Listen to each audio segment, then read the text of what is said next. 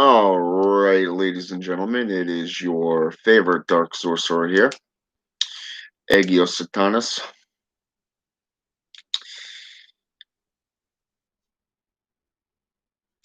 Lately, I've been doing a lot of research, taking a lot of time to myself.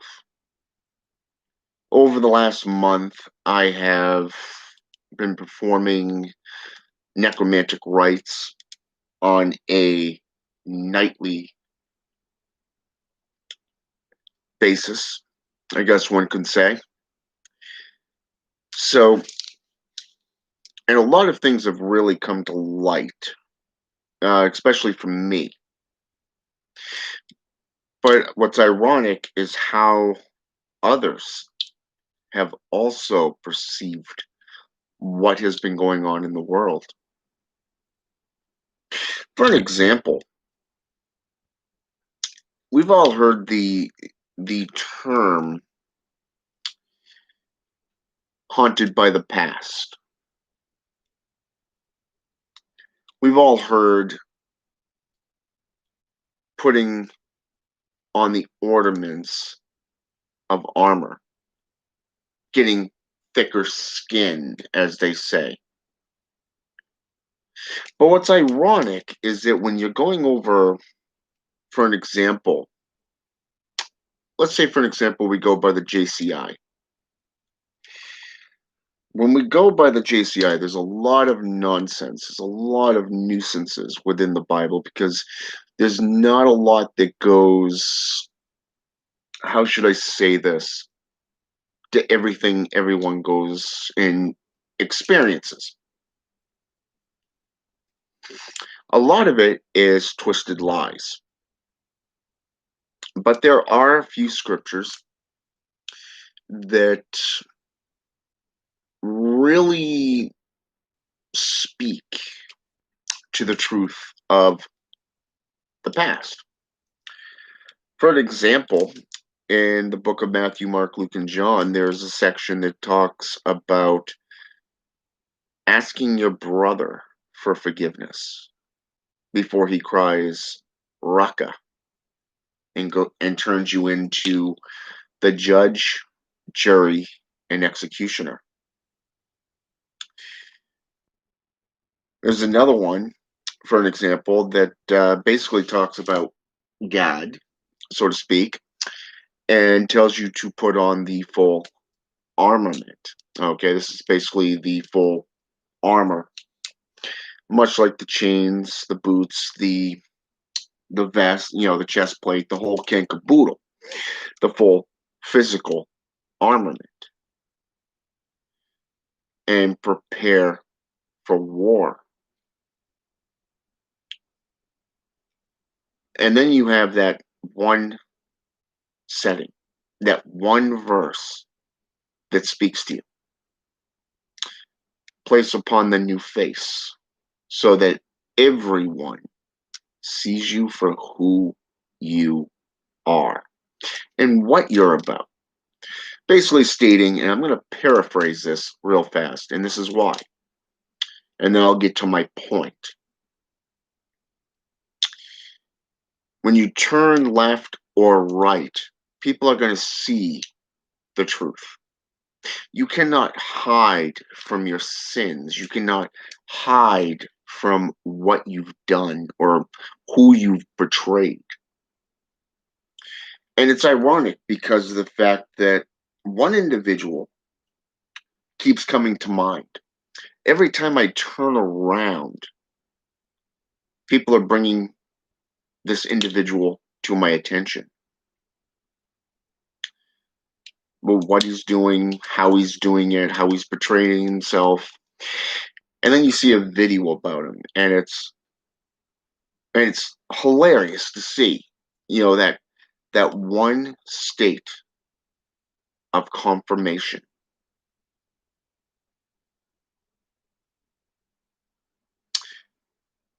6 months of attacks, 6 months of being belittled, badmouthed. And yet all that's coming to a head Hey, Judy Carter. And it's funny because when you become a public figure, it's expected that you're going to make one or two enemies. It comes with the territory. You can't get positive feedback all the time. You're going to come up against someone who doesn't like what you do. For an example, the night before last, I was up most of the night talking with a brother of mine, and we were trying to figure out who Zashira is. What part of the world is her mythology or history connected to? We started going over numerology, we started going over astronomy, we started going over mythology and alphabets. I mean, the whole kit and caboodle until something clicked. Not every alphabet carries the Z. So after much discussion, it was like 3 a.m. About 3, 4 a.m. We're sitting there talking, and all of a sudden he finds this link right out of the blue because he was typing around and doing something on his end. And while we were talking, I mean, I was just going through it in my head because when you get into alphabets such as, say, for an example, the Hellgate system or that of the Norse or that of the witches' runes, the Theban, perhaps even Enochian, going back into Sumerian, Akkadian, Babylonian, even that of, say, for an example, ancient Arabic, Islamic, even. You know, it's kind of ironic because I was sitting there going over this stuff while he's actually typing, and all of a sudden he says, "I found it. I can't believe it." And I said, "What do you mean? Send me the link." So we did. Okay, and it's funny because we actually found a possible link to this deity, this witch of the vile depths. It's not Zashira, it's Ashira. And there's a couple of different spellings to her name, which I found very, very enlightening. But more so, she's connected to Erishka Gal, to Hecate, to Freya, to a lot of these big time pagan deities. The pagan Wiccan deities that are no longer worshipped and no longer even discussed. What's ironic though is it started out with one author. Just one author is all it took to get us on the right path. He even he even sent out a message to this author to see where the topics or the sources, the references that he used for this Egyptian book, this masterpiece on ancient languages, mythologies from these regions of the world to back up his claims. And here we are looking at this link. I shared it with a few people. I even put it on my own Facebook page. It was mind blowing to see this aspect, but it kind of brings that attention about why people are afraid to get to this truth. Why are they so terrified of this enlightenment, this apotheosis?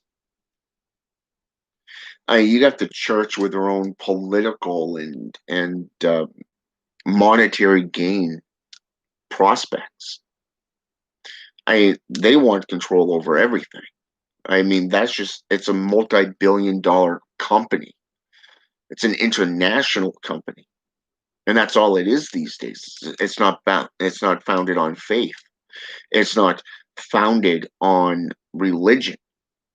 No, it is based off money. It's about control. It's about hoarding all that truth.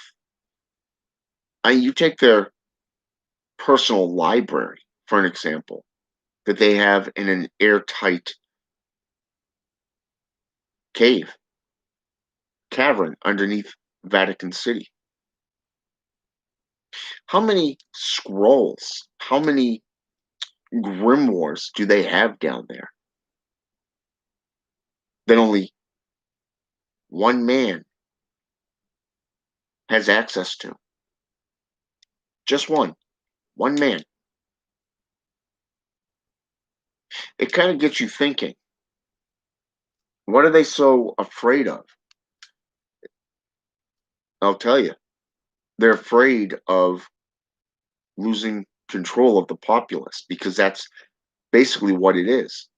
As it stands right now, they run just about every country. You look at everything within the largest community is JCI, the Judo Christian institutions. You look at your political, your government, they're run by Christians. You look at the laws, they're run by the Ten Commandments. You look at the enforcers, the legal system itself, they're sentinels who work for the church. Is this not the biggest betrayal?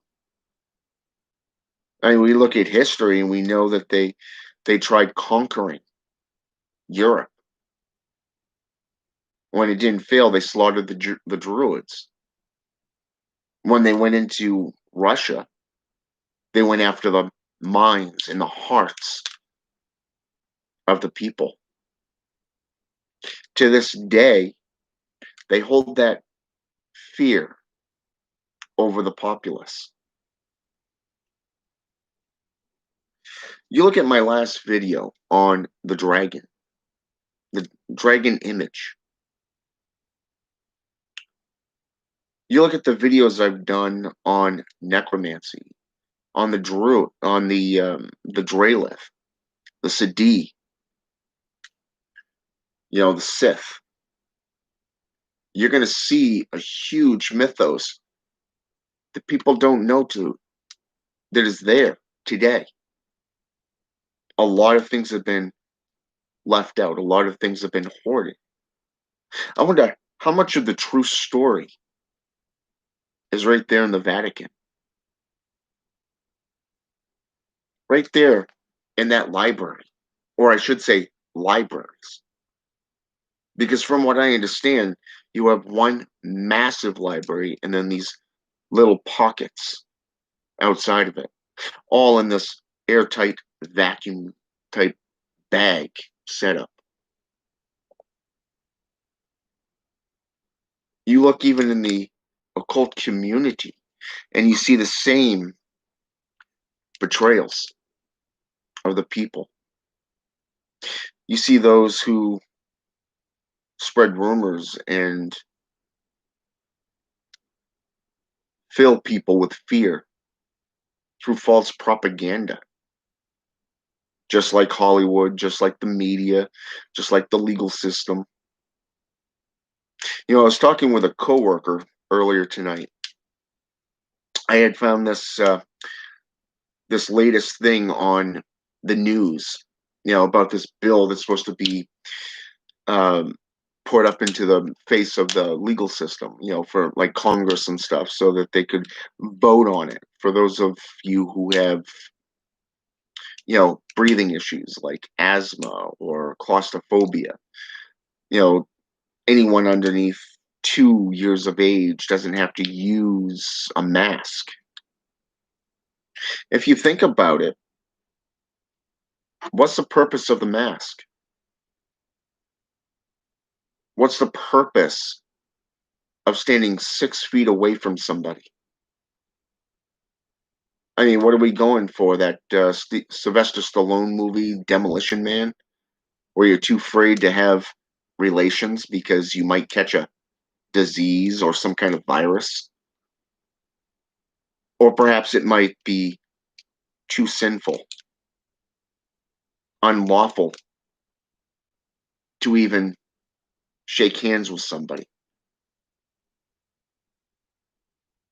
Think about it for just a moment.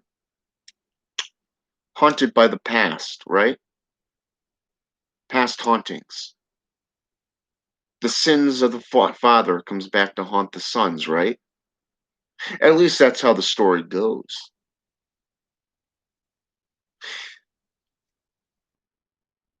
But what about recognizing your failures?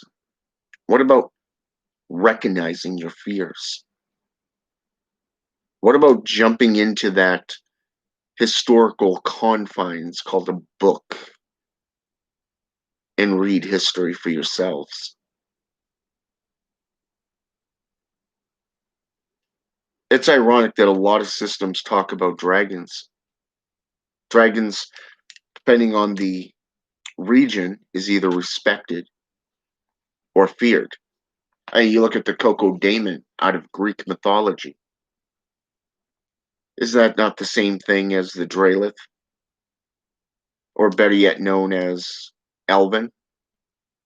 Dark elves bring disease, plagues, death. Oh, look, Coco Daemon in Greek.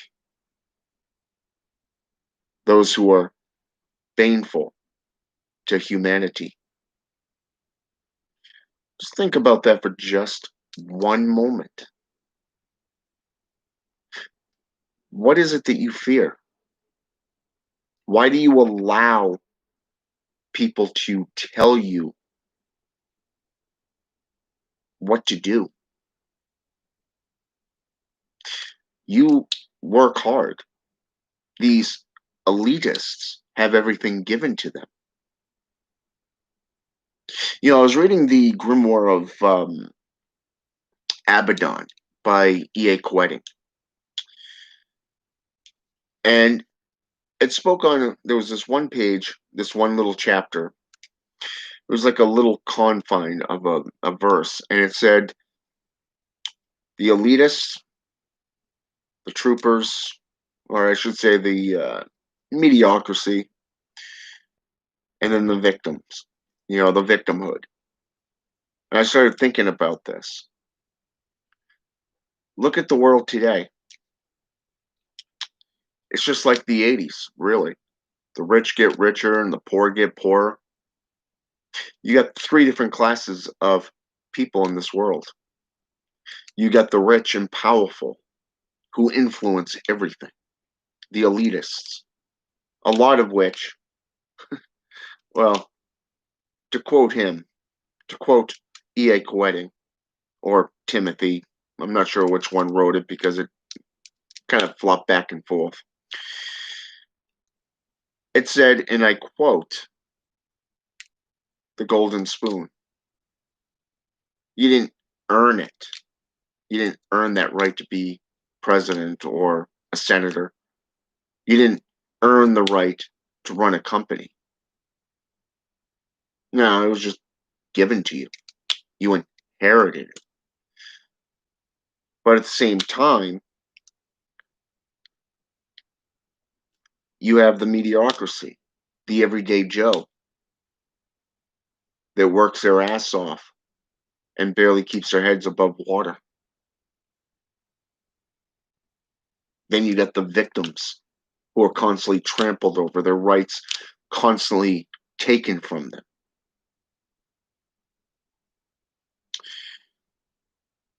You look at the occult world and you see the exact same thing. You see those who are successful, those who have earned the right to have the title sorcerer or sorceress for that matter. You got those that utilize it as a sham, a way to scam people. And then you got those crying victim.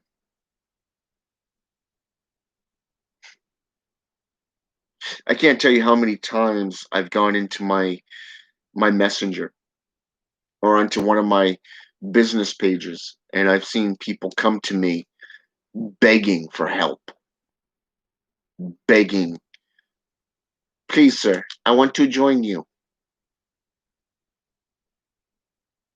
And the story is always the same. My wife took off with my kids. I want vengeance. Boo hoo. Maybe you should have satisfied her in bed.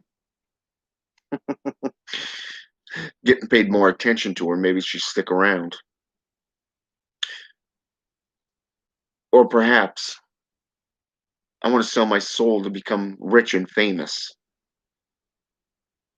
You know those types, the Illuminati wannabes. Yeah. Who confused Satanism with the Illuminati? Talk about idiots. You find your way on to social media through internet, through Google, and yet you sit there and lie to my face. Yeah. And then you got those that just simply want power and they'll do whatever it takes to achieve it. If that means belittling somebody, if that means, for an example, to talk trash about somebody, they'll do it. They'll even go around and steal others' work just because they can.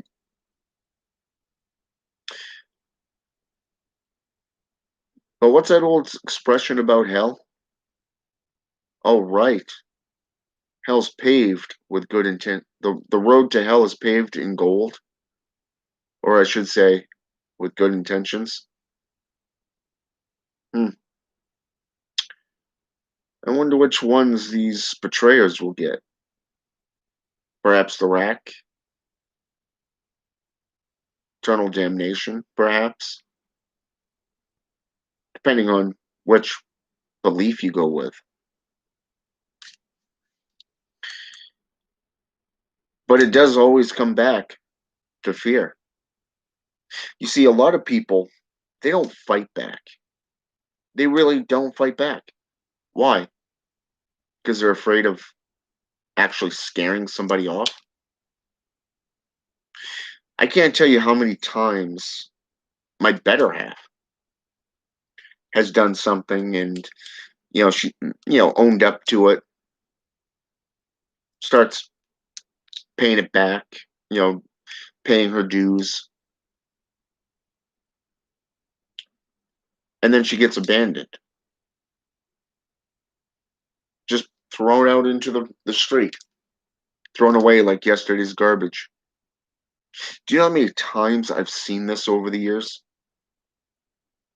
The system is corrupt.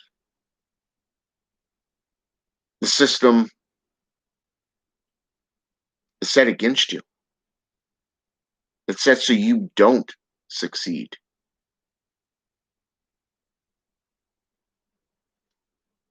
The best way to defeat them is to not play their game. The best way is to learn from history. You see, you can lead a horse to water, but you can't make him drink. A man who does not learn from history is doomed to repeat it. Same thing goes with a woman. Man, woman, it doesn't matter. If you don't learn from history, you're not going to get very far. The one thing I've learned about black magic is that it's about personal gain. It's about personal profit, not in the monetary sense. No, it's more spiritual than that. When you call upon a being for aid in a situation, they will do it, but for a cost. I mean, you look at the ancient shamans, people went to them. Those who could pay for their services did so. Those who didn't have the finances would trade for their services. There's a lot of accounts of this throughout Europe, throughout Central and South America.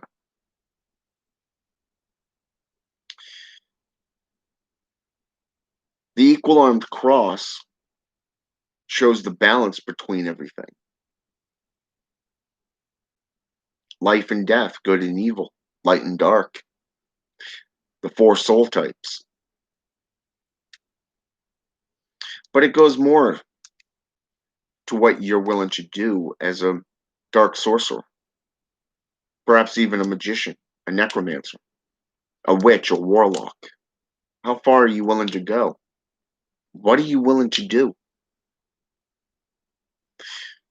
In the end, it's up to you. The action is up to you. The planning is up to you. You see, you can plan to get something rolling. But think of it like a plant, a garden. If you don't nourish it, if you don't take care of it, it's going to die off.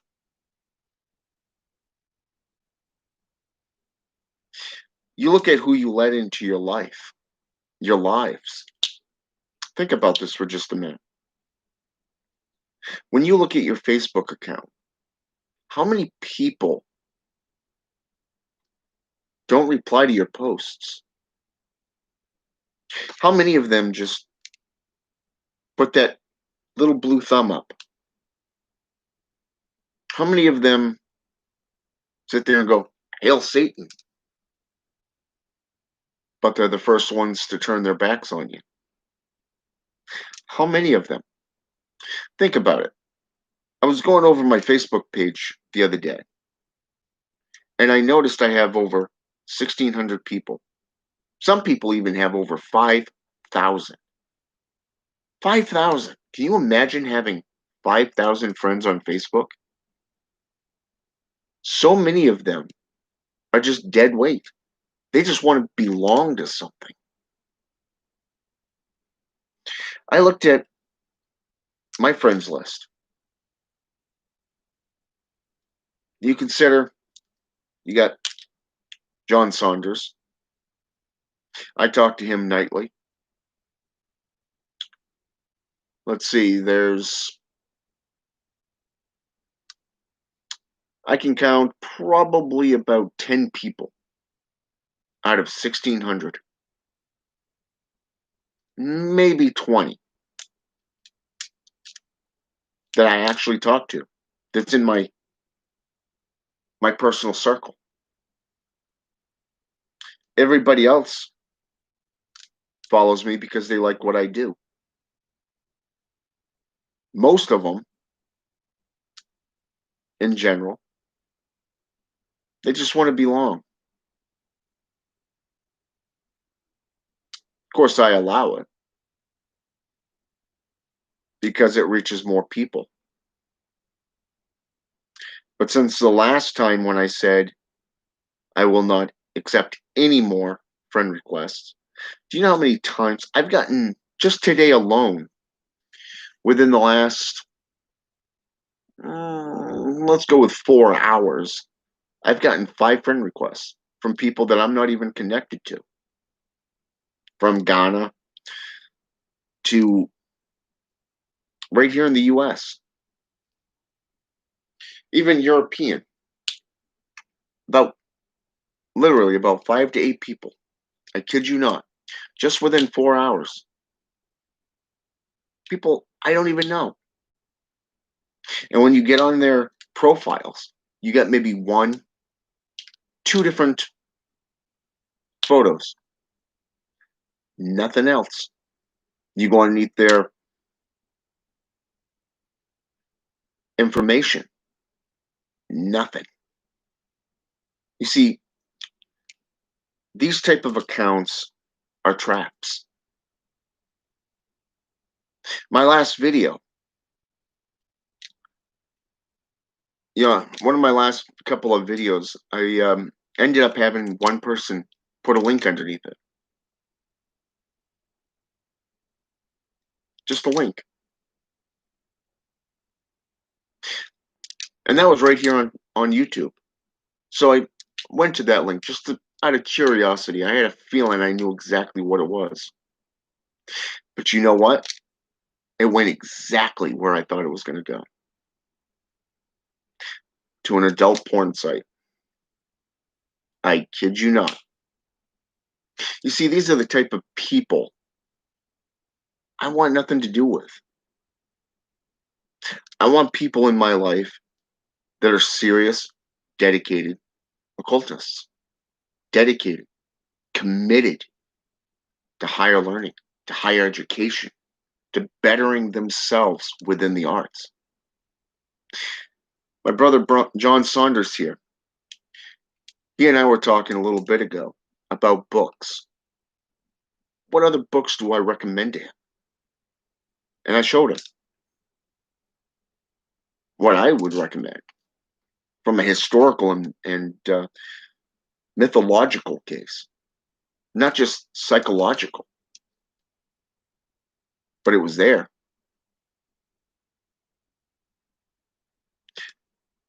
He wants to evolve. He wants to grow. This is a good thing. You look at the world around you.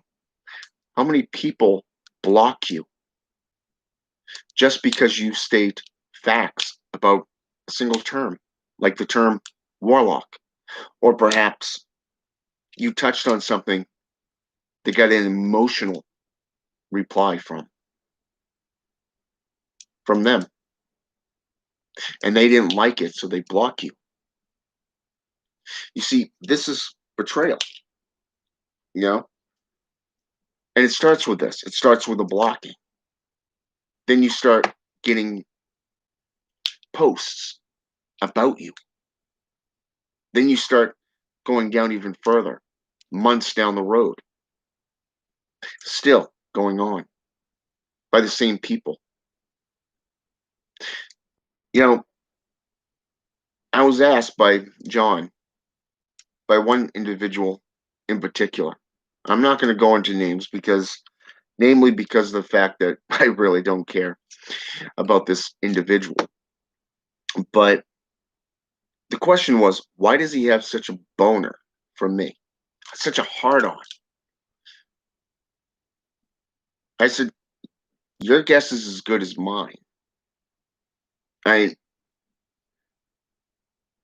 first you how should I say this? First, I didn't play his game.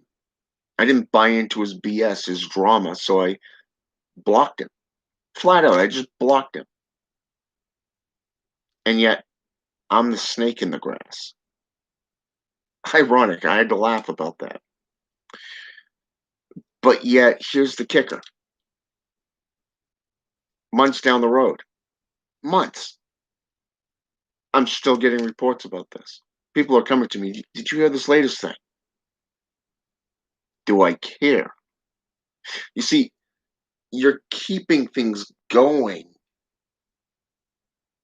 that don't matter. Look at what does matter, okay? Look at how your path fits before you as the individual is going to enlighten you. If you continue to look back, like right back here, okay, you're going to be haunted by your past. You're not going to be able to move forward to the future. It's okay to study the past. It's okay to learn from the past.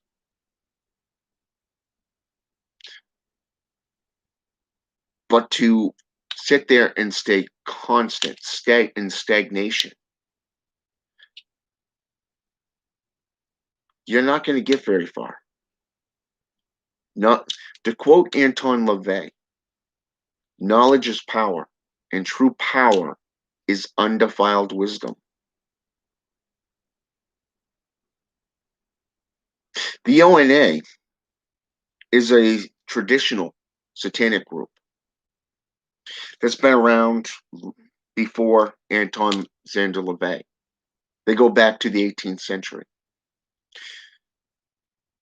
And what's ironic about this is that this group teaches you to challenge yourself, to set goals in front of yourself, to better yourself, to enlighten yourself. You know, my son's grandfather,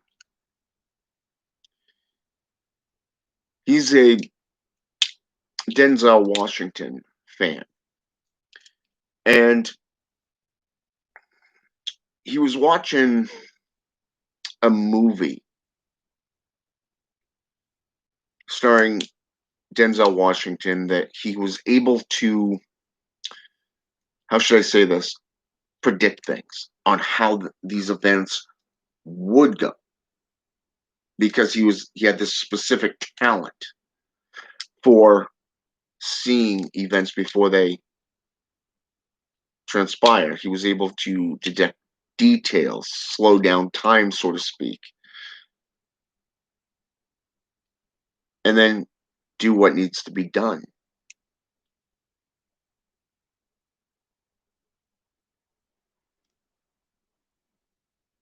When you look at this,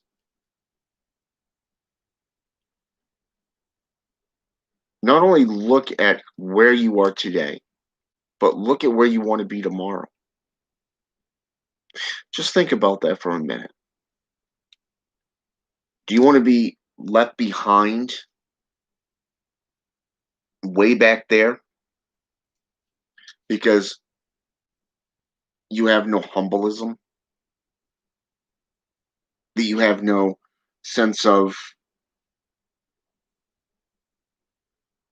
being in stagnation? Just think about that for just a minute. The JCI is still in the same old slump that it's always been in. They don't move forward. They keep preaching the same old regurgitated materials. How do I know this? When I was becoming a ordained minister, I went to 4 different churches, and each one of them, all they did was preach the same old dogma, the same hypocrisy over and over again. They didn't go into other parts. They didn't delve into the history. Hell, one minister who was what's that term, an evangelist for 15 years,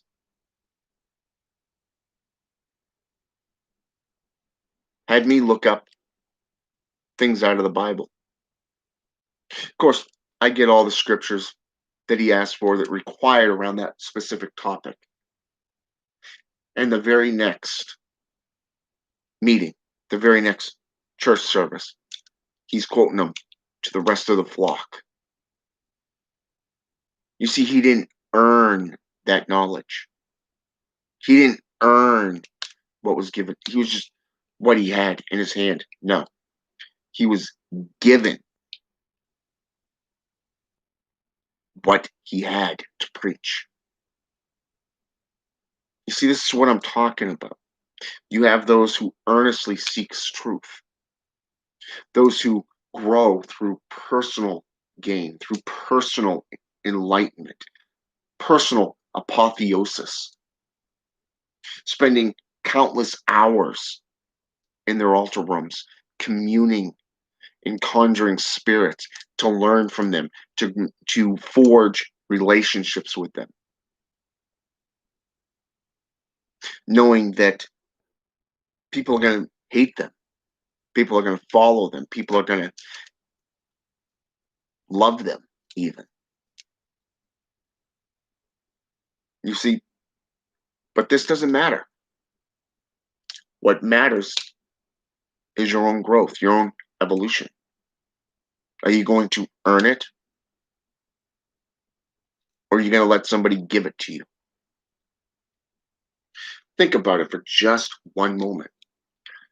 How many friend requests have you gotten on Messenger where people are begging you to help them? I want to sell my soul to Satan for power, for fame and fortune. How many people are asking you to help them to do it, to achieve this? How many of these so-called magicians out there that claim to be magicians have to steal from someone else who does the work? How many of these so-called magicians come to you for you to do the work that they can so obviously say to them, do themselves, if they actually applied the knowledge, the wisdom, to take the time to study and practice the material? Think about it.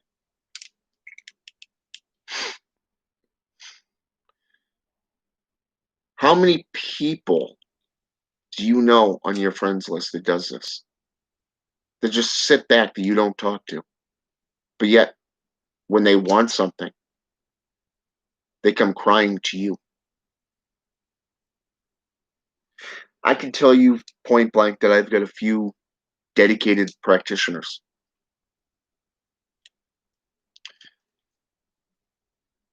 that are learning from me personally. You see, I'm not in it for popularity. I'm not in it for monetary gain. I'm in it because the benefits for me is spiritual. Knowing that I'm teaching you what I've learned the hard way.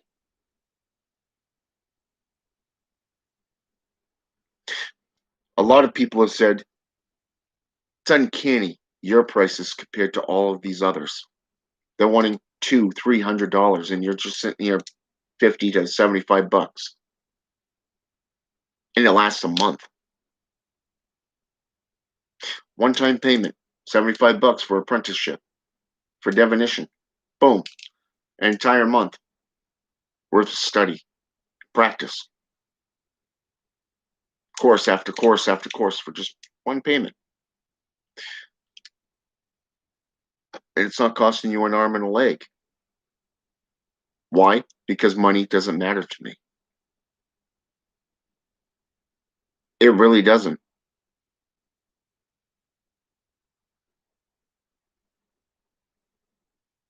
But yet, people want to waste time. They want to waste your time on things that don't matter. My own mother is obsessive compulsive. She's obsessed with every little thing from money to this whole quarantine thing. Right down to my better half going out of state. If it's not one thing, it's another. And then she wonders, are you coming out? No. Why? Because I know you're just going to do this and that. And I'm done with it. You see, this is what I mean. You can be haunted by the past, or you can learn from it. You can grow, mature. This is on you and you alone. There are things that you're willing to put up with, such as apotheosis, certain drama, things like dealing with a 2-year-old or your better half. You know, that comes with the territory, unfortunately. It's a sad fact, but it's true. But anything outside of this really doesn't matter.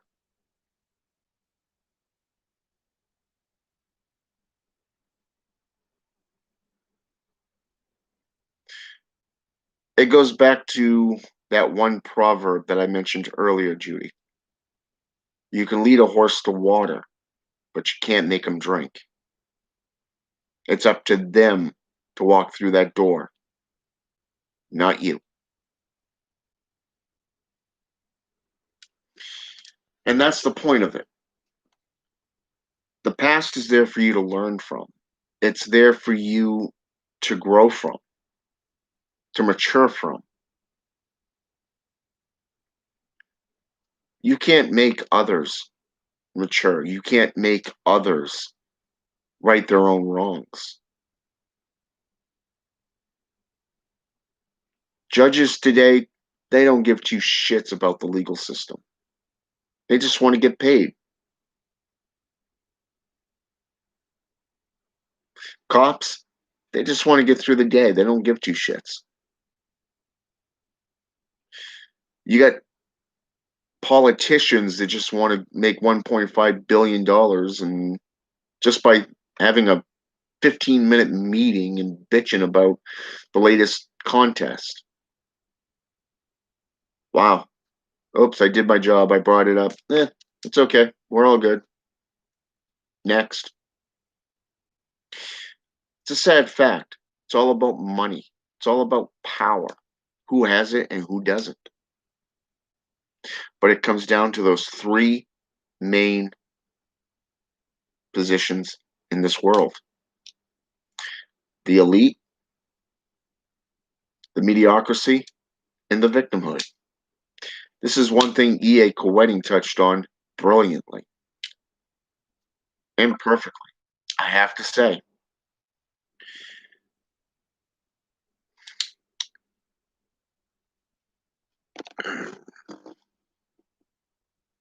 And remember what I said about friend requests? I just got another one from Daster Adam Daniels. Sent me a friend request on Facebook. Wow. I have no idea who that guy is. But like I said, it's there. Take it or leave it. That's up to you. But don't let your past limit what you're capable of doing through your personal ascension or descension. Because it truly is up to you and you alone if you succeed or fail.